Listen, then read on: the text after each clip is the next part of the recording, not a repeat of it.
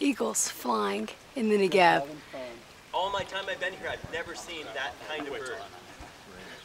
Ah. Man.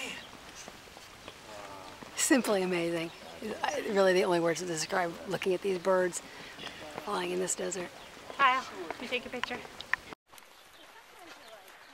Hiking in the desert. Really stinking hot. So hot, but yet Grace, pick that up. yeah, some water in the desert.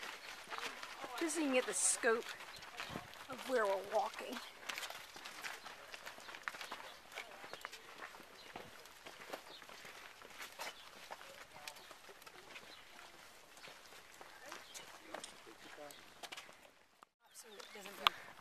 We're in the Negev and we're hiking. And here's a cool thing we came across. I don't even know what it is. It says don't go up there. Swing around, you get some scale of where we're at. All the way up at the top. And all the way at the bottom floor there's a small river, probably fed by a spring.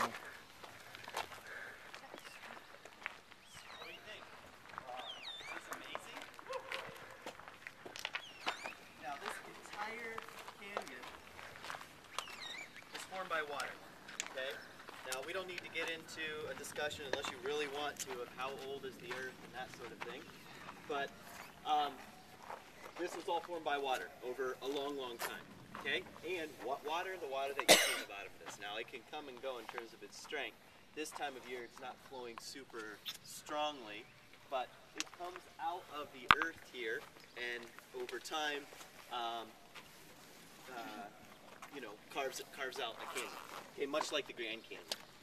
Now, notice on this hillside you see these bands of dark rock. Can you see that? Okay, that's flint. All right, this is, I got a little chunk of it. Pass it around.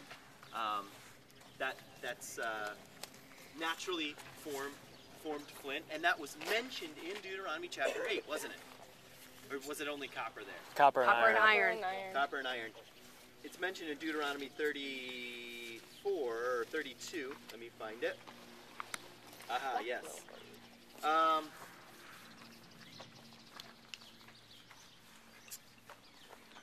There's an eagle's nest right there. Okay, let me read a couple verses here for you. At the very end of Deuteronomy, I highly recommend reading it sometime. It's a poem or a song of Moses, okay?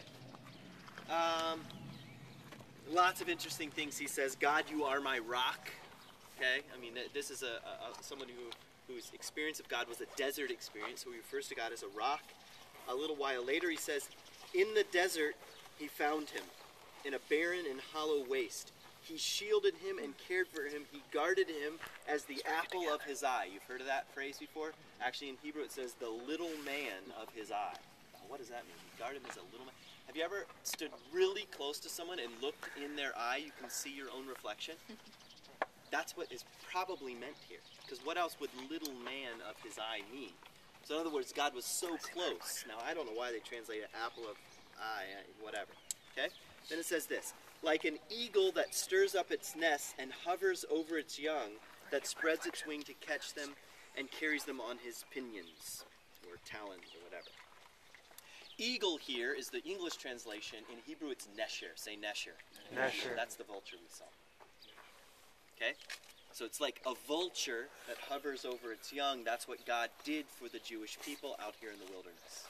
Now that might sound a little crude to us, but vulture was the biggest bird here in the desert. They do have eagles, but they're a little more rare. The most common bird is the giant vulture. And you saw one on the way, and you're kind of lucky to see one because there are only a few left in this canyon. They're dying off. So they're trying to protect them. We may see some when we're in Galilee as well. Notice a couple more lines in here. He nourished him with honey from the rock. Now, does honey come from a rock? No, but that's sort of a poetic way of saying God brought out nourishment from nothing. And it says, he nourished him with honey from the rock and with oil from the flinty crag, from the flinty place in the rock. And you can see a band right here. I mean, such a beautiful poem that comes right out of this landscape. God provided for them in the wilderness. with curds and milk from the herd and flock, with fattened lambs and goats and choice rams from Bashan, and it goes on from there, and it builds into even more imagery of being sustained in the wilderness. So that's Moses' poetic way of talking about life in the desert. It's hard, it's difficult, but God in the middle of it is like a rock.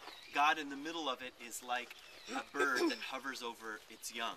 God in the middle of it brings nourishment out of the flinty places in the rock. Check out the stairs we're going up. After you.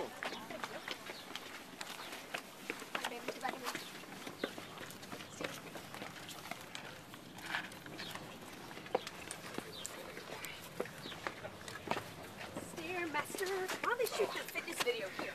I don't know. Okay, after that slip, I'm putting the video camera away. Wow, we're seeing some rare eagles. Wow.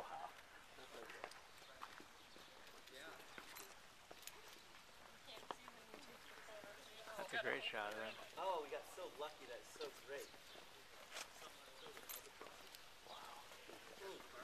Those are amazing. Okay. We are this high up. And then Negev, The stairs we climbed. because we climbed all of that. Yeah.